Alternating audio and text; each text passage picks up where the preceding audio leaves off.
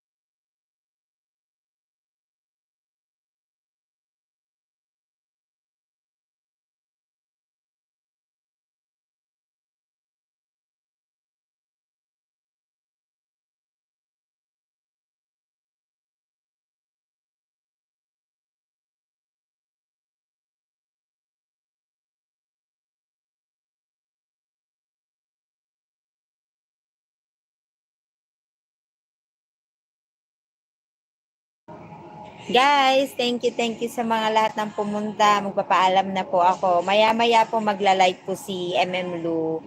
Abang-abangan nyo na lang po. Tatapusin niya lang muna mag-picture-picture at saka maglinis sa counter niya.